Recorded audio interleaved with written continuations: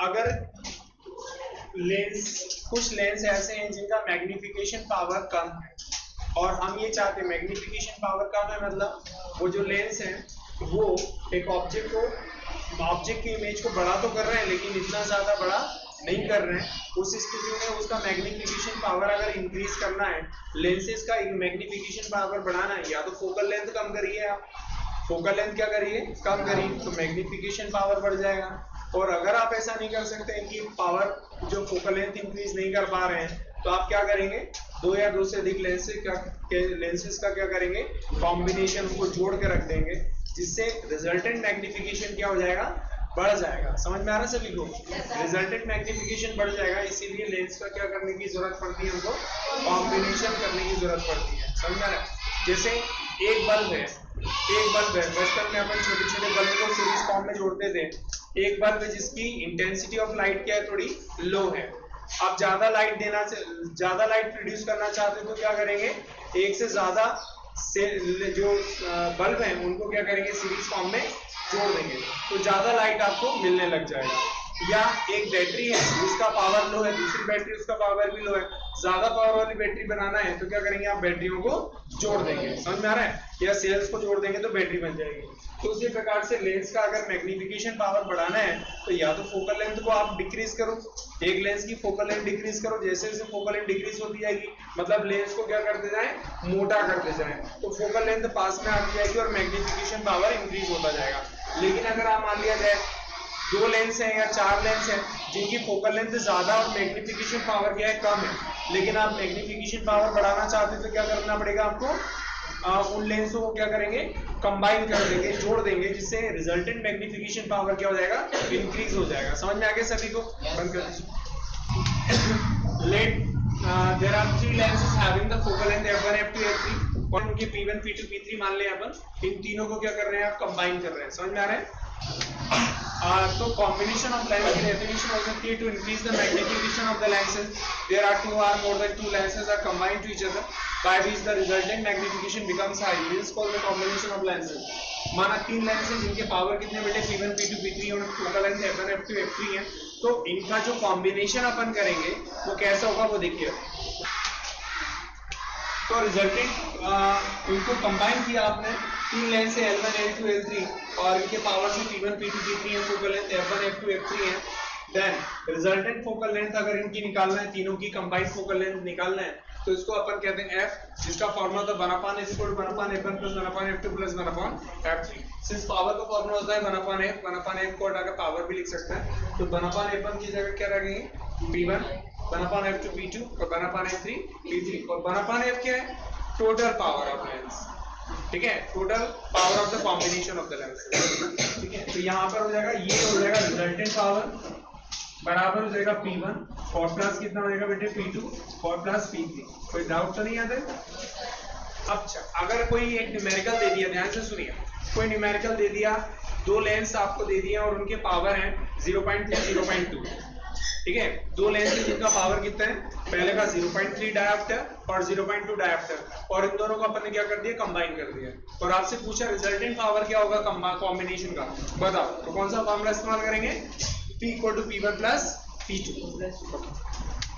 अच्छा, एक चीज और ध्यान से सुनो, सपोज करते हैं दो कॉन्वेक्स लेंस दिए रखे हैं और उनकी फोकल लेंथ है F1 P1 F1 और F2, और आपसे पूछा है रिजल्टेंट पावर निकाल के दिखाओ, तो क्या करोगे आप, यहां पर रख दीजिए 1/f1 + 1/f2 क्या हो जाएगा, बताओ, पावर, ठीक है, यहां पर रखिए, पावर की वैल्यू हो जाएगी और उनको जोड़ दीजिए, ऐड कर दीजिए, रिजल्टेंट पावर का फॉर्मूला हो जाएगा।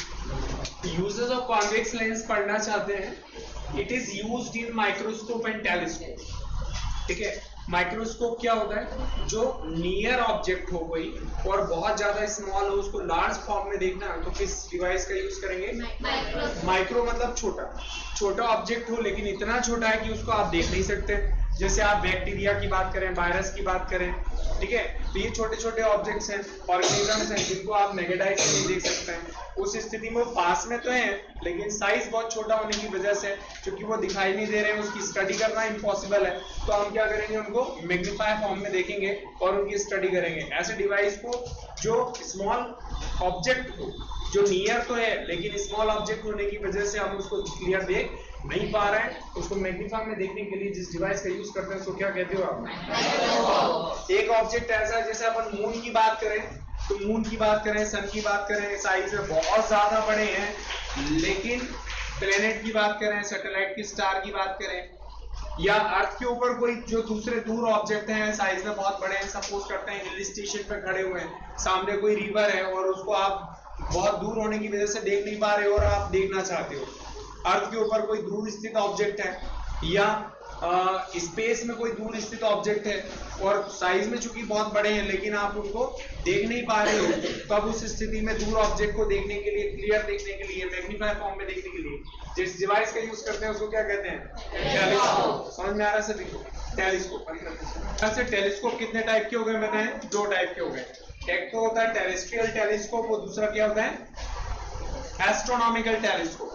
एस्ट्रोनॉमिकल टेलीस्कोप का मतलब ये होता है जो यूनिवर्सल बॉडीज को देख करके उनकी स्टडी की जाती है, प्लेनेट है, स्टार्स हैं, ये होते हैं एस्ट्रोनॉमिकल टेलीस्कोप। और अर्थ के ऊपर जो है दूर स्थित कोई ऑब्जेक्ट को देख करके उनकी स्टडी करना है तो ऐसे टेलीस्कोप को टेरेस्ट्रियल टेलीस्कोप कहते हैं। टेरेस्ट्रियल मतलब पृथ्वी से संबंधित, टेरेस्ट्रियल मतलब अर्थ से रिलेटेड।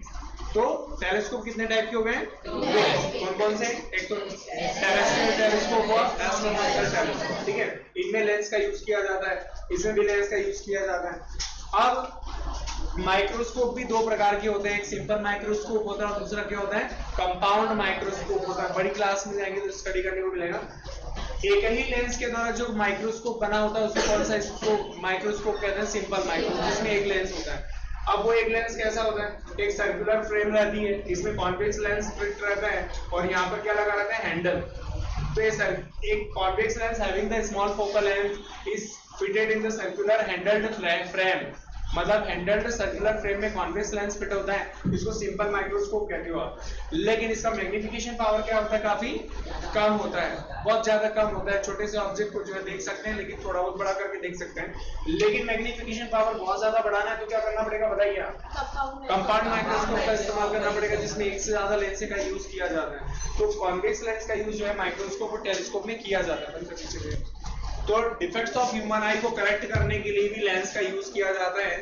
ठीक समझ में आ रहा है? डिफेक्ट ऑफ ह्यूमन आई को करेक्ट करने के लिए भी हाइपरमेट्रोपिया को, एक डिफेक्ट होता है हाइपरमेट्रोपिया, उसको करेक्ट करने के लिए अपन लेंस का यूज कॉन्वेक्स और कॉन्केव दोनों प्रकार के लेंस का यूज कर सकते हैं हालांकि। तो correctness of the defect of the human I, defects of human आई, उसको ठीक करने के लिए भी लेंस का यूज किया जाता है। It is used in correctness of the defects of human eye. ठीक समझ में आ रहा है? और it is used as the magnifying lens by the watch mechanics. Watch mechanic जो घड़ी रिपेयर करने वाला होता है उसके द्वारा भी मैग्नीफाइंग लेंस, कॉन्वेक्स लेंस का यूज किया जाता है। कॉन्केव लेंस का यूज बता रहा हूं मैं, आप बायनोकुलर में यूज किया जाता है, मतलब दूरबीन के अंदर यूज किया जाता है, टेलीस्कोप में यूज किया जाता है। तो टेलीस्कोप में ये लेंस भी यूज किया जा रहा है, समझ में आ रहा है? ये वाला लेंस भी यूज किया जा रहा है। अब यहाँ पर क्या होता है कि कुछ टेलीस्कोप ऐसे हैं जिनमें कॉन्केव और कॉन्वेक्स दोनों लेंस का यूज किया जाता है। समझ में आ गया सभी को? एस्ट्रोनॉमिकल टेलीस्कोप एक ऐसा टेलीस्कोप होता है जिसमें दोनों ही लेंस यूज किए जाते हैं, कॉन्केव भी और कॉन्वेक्स। बड़ी क्लासेस में जब जाएंगे तो आपको पूरा डायग्राम बनाना पड़ेगा उनका। चलिए, it is also used in flashing light. देखिए, define principle focus of the concave mirror, NCERT folder पहला क्वेश्चन है। ये एक कॉन्वेक्स लेंस है और ये कौन सा लेंस है? Concave lens. समझ में आ रहा है सभी को? कॉन्केव मिरर है, प्रिंसिपल फोकस को डिफाइन करना चाहते हैं तो आपने क्या बोला? Mid point of the pole and centre of curvature is called the focus point या प्रिंसिपल फोकस बोल सकते हैं। अब इसमें एक डेफिनेशन और भी है, अगर कोई प्रिंसिपल एक्सिस के पैरेलल कोई लाइट आ रही हो, रिफ्लेक्शन के बाद में वो प्रिंसिपल एक्सिस को जिस पॉइंट पर कट करती हो, प्रिंसिपल एक्सिस को जिस पॉइंट पर कट करती हो उस पॉइंट को भी क्या कहते हैं? आप प्रिंसिपल फोकस कह सकते हो। कॉन्केव मिरर का नहीं, यही बात समझना। if any parallel light ray, yeah, light ray comes to the parallel of the principal axis of the concave mirror, then after refraction, after reflection, it cuts to the principal axis at a particular point, that is called the principal focus. अभी भी नहीं आ रहा बेटे, बंद कर दीजिए. The light ray which is coming to the parallel of the principal axis, then after reflection, it cuts to the principal axis at a particular point. This is called the principal focus. या principal focus point अपन इसको बोल सकते हैं. देखिए definition, statement लिखा है मैंने.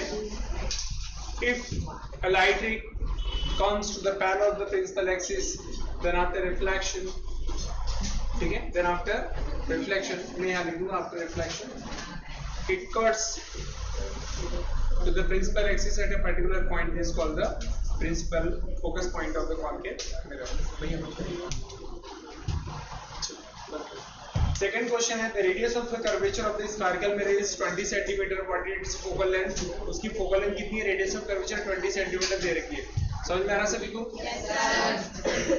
देखिए रेडियस ऑफ कर्वेचर आपको दे रखी है 20 सेंटीमीटर, जो कि प्लस में 20 सेंटीमीटर में, जिसका मतलब क्या हुआ? कौन सा मिरर होगा बेटे? कॉन्केव, कॉन्वेक्स मिरर होगा. कॉन्वेक्स मिरर में जो रेडियस ऑफ कर्वेचर और फोकल लेंथ जो है प्लस में होती है. तो ये कॉन्वेक्स मिरर की बात कर रहे हैं अपन. फोकल लेंथ निकालने का फॉर्मूला तो रेडियस ऑफ कर्वेचर का हाफ, आधा. रेडियस ऑफ कर्वेचर 20 डिवाइड करेंगे तो कितना हो गया बताएं? फोकल लेंथ 10 सेंटीमीटर होगी, प्लस आ रही है, मतलब कॉन्वेक्स लेंस, कॉन्वेक्स मिरर होगा.